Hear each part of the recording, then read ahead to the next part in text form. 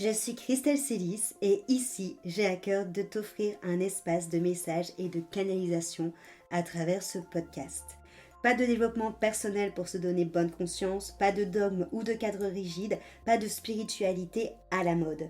Tu es au bon endroit si tu veux t'incarner pleinement, libre, en connexion avec ton âme et le divin et honorer ta puissance ainsi que le vivant. Je t'inviterai toujours à révéler ta propre vérité et ton unicité. Alors ensemble, découvrons les énergies qui t'entourent et les messages de ton âme. Installe-toi confortablement et que l'épisode commence. Bonjour à tous, bienvenue dans ce nouvel épisode. Mardi, je vous ai parlé de la semaine en présentiel, la seconde semaine en présentiel qu'ont vécu mes étudiants de la promo 1 de ma formation thérapeute transmission. Si vous ne l'avez pas encore écouté, je vous invite à écouter cet épisode parce que cet épisode d'aujourd'hui est une suite, parce que cette fois-ci, c'est pas moi qui vais vous en parler, mais c'est eux. Ils ont eu la gentillesse de me faire des petits retours vocaux pour certains. Donc, sans plus attendre, je vous laisse avec mes étudiants de la promo 1 de transmission qui vont vous parler de cette formation et de la seconde semaine en présentiel. Je vous souhaite une belle écoute. Le présentiel est vraiment le module que je préfère. Au début de cette deuxième semaine, Christelle nous guide toujours, mais à la fin de cette semaine, elle nous lâche complètement la main.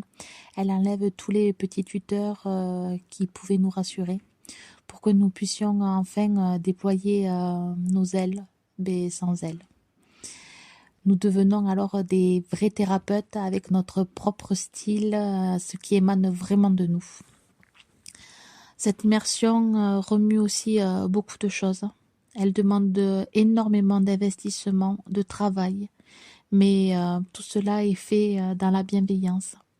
On est devenu une vraie petite famille où tout le monde s'écoute, s'entraide. Alors un grand merci à tous et à Christelle. Merci beaucoup, beaucoup, beaucoup.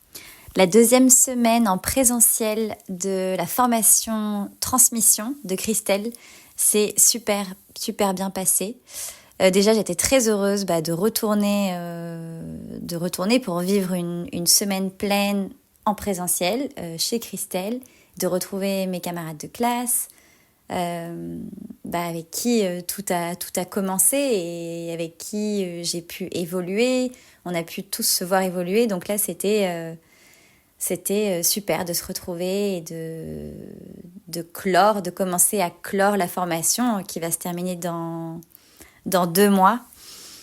Et pendant cette semaine-là, c'était riche. Déjà, c'était super parce que tout le contenu était une surprise, un mystère. Christelle nous avait pas dit le programme.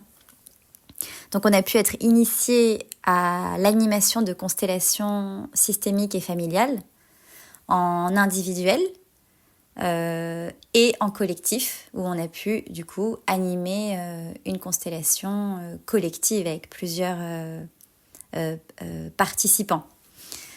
Ensuite, on a pu, le 3e jour, on avait 1 heure de temps, disons, à notre disposition pour animer un soin collectif de la forme qu'on voulait. Donc en fait, on a eu quand même pas mal de liberté pendant cette semaine-là. Donc il y en a qui ont fait des sessions de yoga nidra, ces méditations profondes qui permettent de voyager dans l'inconscient. Moi, c'est ce que j'ai proposé.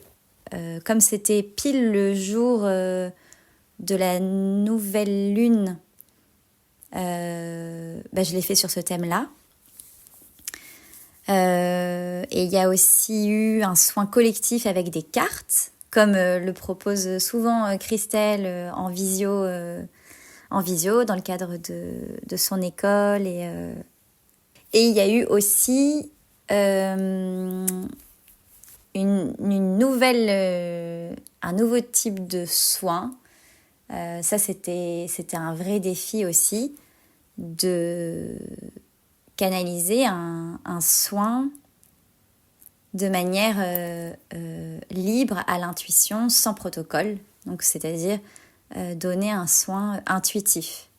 Se faire véritablement un canal et laisser faire les choses en fait, laisser parler les corps ou même la voix. Moi j'ai dit à 2 reprises des phrases que moi-même, dans un langage que moi-même je n'identifie pas. Ça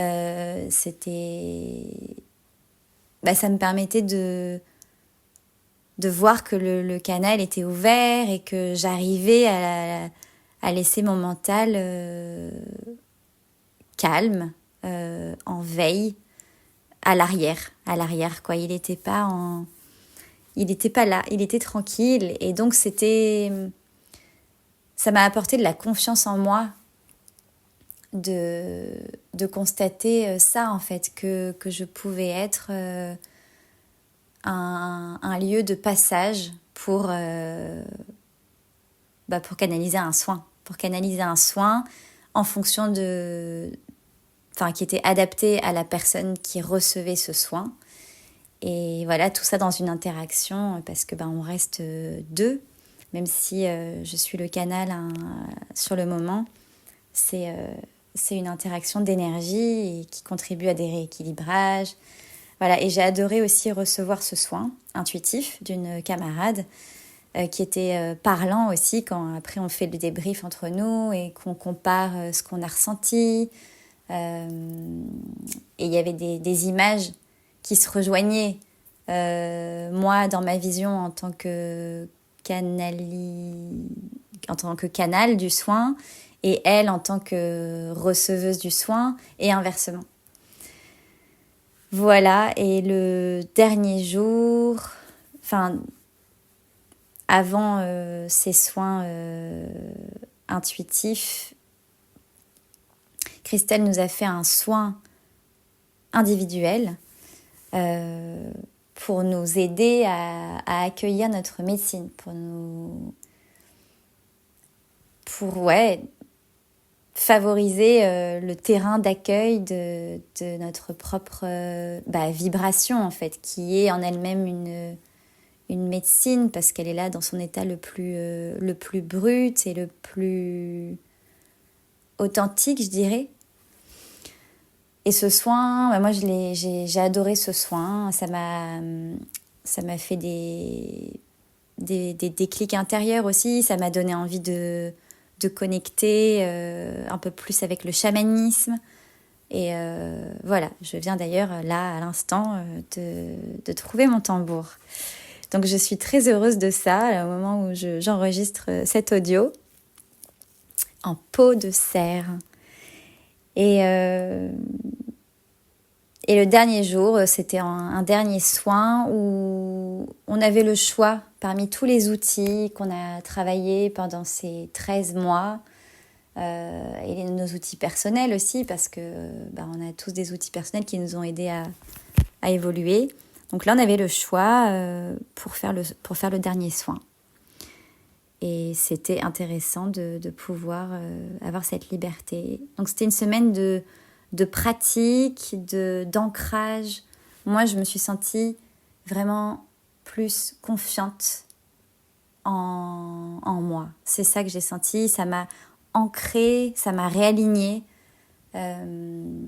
Parce qu'avant d'aller à cette semaine, j'avais eu plusieurs désalignements, disons. Ça m'a recentrée, ça m'a redonné confiance. Voilà, donc merci Christelle pour cette deuxième et dernière semaine de formation et de m'avoir écoutée. Alors, je fais mon retour sur ma semaine en présentiel donc pour la formation transmission. Donc, c'était notre seconde semaine de présentiel. Comment je me suis sentie, on va dire, différente de la première. Sur la première, j'y suis vraiment allée en me demandant vraiment ce qui allait se passer. Parce qu'on n'avait pas forcément de planning précis. Bon, là non plus, on savait rien non plus, mais là c'était différent. On a déjà été sur les lieux, on s'est déjà tous rencontrés, on avait déjà pas mal pratiqué. C'était beaucoup plus stressant parce que on se sent toujours très peu légitime au démarrage. Là, on a eu le temps de bien digérer cette première semaine, on a eu le temps de repratiquer, d'avoir des cobayes, de refaire sur nous, enfin entre nous. Et du coup, cette deuxième semaine, finalement, on l'attend, parce qu'on a hâte de recommencer finalement, et puis de se dire on va encore évoluer. Mais je me demandais bien ce qu'on allait pouvoir travailler, parce que du coup, je pensais qu'on avait utilisé déjà tous les outils possibles la première semaine. Et j'ai plutôt envisagé qu'on allait sûrement faire de la révision ou corser peut-être un petit peu les soins, ou est-ce qu'on allait, par exemple, est-ce que tout le monde allait être présent pour juger un peu ce qu'on allait faire, et en fait pas du tout. C'était vraiment beaucoup plus de l'intuitif, donc déjà on a pu effectivement refaire de la constellation, mais du coup en menant nous notre constellation en individuel et en groupe. Donc effectivement, en groupe, je pense que c'est pas suffisant. Moi, j'ai hâte qu'on puisse faire du coup une formation un peu perfectionnement pour que je puisse vraiment me sentir à l'aise à gérer un groupe, et d'avoir pratiqué un soin collectif. C'est vrai que c'est quelque chose qui nous effraie toujours sur le moment, parce qu'on se dit, voilà, j'ai pas rien eu le temps de préparer, j'ai pas mes affaires, qu'est-ce que je vais faire, etc. Et puis finalement, de toute façon, on se dirige vers ce qu'on aime faire. Donc moi, clairement, moi j'adore les yoga nidra, que ce soit de les recevoir ou de les donner. Moi, j'adore les yoga nidra. Donc du coup, voilà, j'ai voulu faire découvrir aux autres ma façon de donner un yoga nidra. Donc du coup, non, j'ai été contente de passer 1 heure comme ça de soins collectifs, alors sans être trop préparée, parce que du coup j'avais 2 soirées en rentrant pour le préparer. Mais du coup, ça prouve qu'on est capable en très peu de temps d'avoir quand même de l'imagination, ou en tout cas d'être capable de produire une vraie séance collective que tout le monde peut recevoir et que tout le monde peut apprécier. Et c'est ce que j'ai aimé du coup sur cette seconde semaine, c'est que du coup, on a les outils, ok, mais maintenant comment on les utilise, comment on les met en place.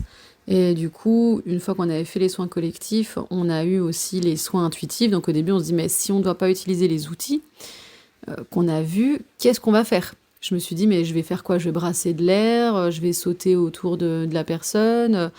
C'est un peu intimidant en se disant, je sais pas. Je sais pas ce que je vais faire. Et puis c'était pas le stress de donner un soin, c'était plutôt se dire, est-ce que ça va servir à quelque chose ? Est-ce que je vais réussir à produire quelque chose ?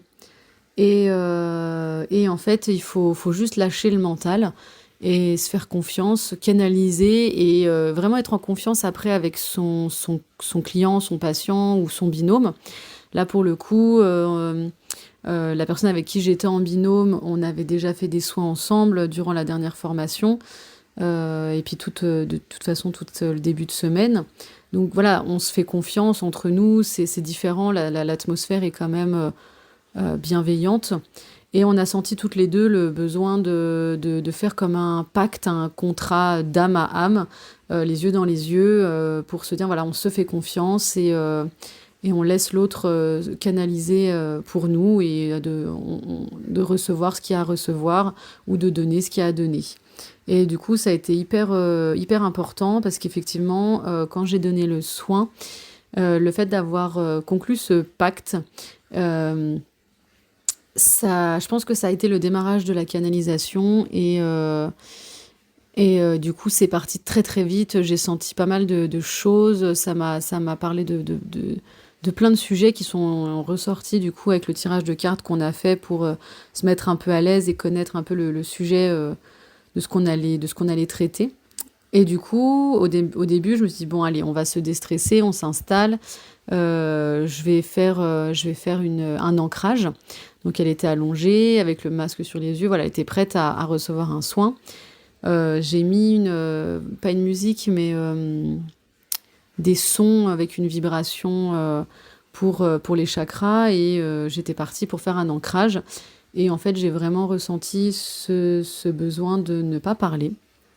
J'ai comme entendu des messages en fait dans ma tête qui me disaient concrètement qu'il fallait pas que je parle, qu'il fallait juste que je ressente et que mon corps allait parler à ma place. Donc je n'ai pas pu parler. Et du coup tout le long, C'était surtout des appositions de mains, il y a eu des mouvements comme si on était en train de recoudre les deux parties de son corps pour la relier, parce qu'il y avait un souci de connexion et de reconnaissance avec elle-même et sa mission de pourquoi elle était sur Terre. Du coup, vraiment, j'ai senti mes mains bouger seules et faire ce qu'elles avaient à faire, en fait, tout simplement. Et non, c'était très très chouette parce que en fait, j'avais hâte le lendemain de recommencer. Chose qui n'était pas forcément le cas la première semaine, parce que on est toujours en stress, parce qu'à chaque fois, on découvrait un nouveau thème ou une nouvelle perspective.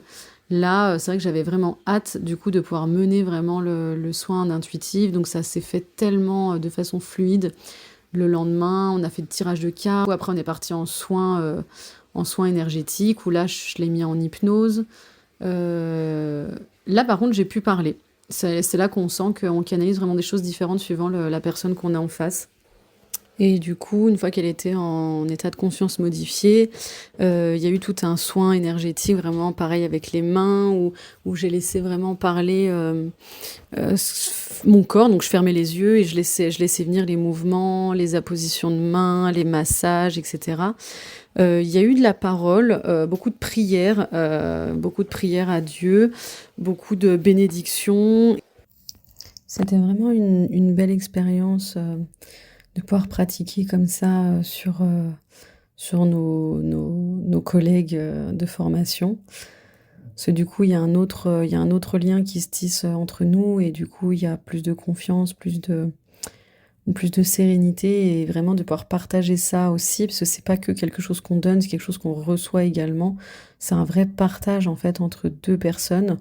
Comme on sert de canal, ça ne nous épuise pas, on n'a pas l'impression de donner de notre personne, on a vraiment l'impression d'être un toboggan où les choses passent par nous et on peut donner, du coup on partage en fait ce qu'on vit aussi à ce moment-là. Donc c'est vraiment très, très chouette, donc j'ai hâte de pouvoir plus pratiquer maintenant que la semaine est terminée. Le soin aussi que Christelle du coup nous a prodigué pour justement nous libérer un peu de nos comment je pourrais dire, nos barrières qu'on se met, nos limites, pour retrouver notre vraie médecine, notre vrai ADN. Et pour le coup, moi, ça m'a complètement débloqué plein de pensées, de croyances limitantes que j'avais par rapport à plein de choses sur les croyances et les religions. Moi qui pensais ne pas du tout être attirée par le chamanisme, parce que je sais pas, je pense que des fois c'était juste pas le moment. Et là, je me suis vraiment sentie une attirance pour le chamanisme. Et en me renseignant un petit peu, je me suis rendu compte que c'était hyper relié avec l'Ayurveda, parce que rien que chaman en sanskrit, ça veut dire moine errant, et c'est quelque chose qui est hyper reconnu chez eux. Et finalement, je me dis que tout est lié, donc je n'ai pas à choisir. De toute façon, j'ai toujours eu un souci avec le fait de choisir une religion. J'arrive pas à me mettre dans une case, et du coup, ça m'a vraiment confirmé ça pendant le soin. Enfin, vraiment, j'ai vraiment tout visualisé. Je me suis rendu compte qu'en fait, j'aimais toutes les religions, et je ne peux pas et je ne me résoudrai pas à rentrer dans une case. Et cette formation m'a vraiment permis, et cette semaine-là surtout, m'a vraiment permis de me rendre compte que j'avais besoin de toutes les croyances et de toutes les cultures et de tous les outils en fait pour vraiment être un canal, que je ne peux pas me résoudre à ne faire qu'une petite part en me disant voilà, moi je suis sur tel chemin. J'ai besoin d'avoir la possibilité d'avoir tous les chemins. Et du coup voilà, cette deuxième semaine m'a vraiment permis de voir ça. Du coup, depuis la fin de cette semaine, je me suis vraiment sentie beaucoup plus libre, comme si on m'avait enlevé un poids sur les épaules. Euh, c'est vrai que toute la semaine, le thème qui était ressorti pour moi, c'était beaucoup le jugement de moi-même, la peur du jugement des autres envers moi, et le fait que je bloquais un petit peu mon état d'esprit, que je bloquais ma personnalité, que je bloquais comment je présentais en fait aux yeux des autres. Et finalement, c'est juste des a priori, et je me suis rendu compte que non, on peut être soi-même, croire en tout mélanger, et accepter toutes les religions des autres, et que ça ne pose aucun problème, et qu'on peut très bien être une thérapeute, et on peut très bien canaliser avec toute religion confondue et toute croyance confondue. Donc voilà, cette deuxième semaine a été complètement différente de la première. Ce qu'on a appris dans la première, on l'a pu le réutiliser dans la deuxième, mais vraiment avec notre propre ADN. Et ça, c'était vraiment chouette, parce que je pense que c'était ce qui me manquait pour réussir à finaliser mon projet d'entreprise, vu que ce que j'avais commencé à faire au niveau des prestations, des prix et mon positionnement a complètement changé après cette semaine-là, parce que je me suis rendu compte, voilà, à vouloir faire un menu précis avec des tarifs, avec des propositions de soins, en fait, je voulais rentrer dans quelque chose de compliqué. Et finalement, après cette semaine, je me suis rendu compte que non, j'allais faire beaucoup plus simple et que j'allais proposer que de l'intuitif, parce que c'est vraiment ce qui me représente. Je suis très freestyle, et même dans mon métier actuel, de toute façon, j'adore me comparer à un cuisinier qui fait sa petite popote et qui invente ses recettes au fur et à mesure. Bah là, c'est vraiment le cas, quoi. Je veux pas suivre un livre de recettes, je veux vraiment inventer au fur et à mesure. Et du coup, je te remercie, Christelle, d'avoir pu me permettre de me rendre compte de ça pendant cette semaine, qui a été du coup extrêmement utile. Voilà. Cet épisode t'a plu, pense à lui laisser une jolie note sur ta plateforme d'écoute de ton choix et aussi de le partager aux personnes à qui il pourrait être utile.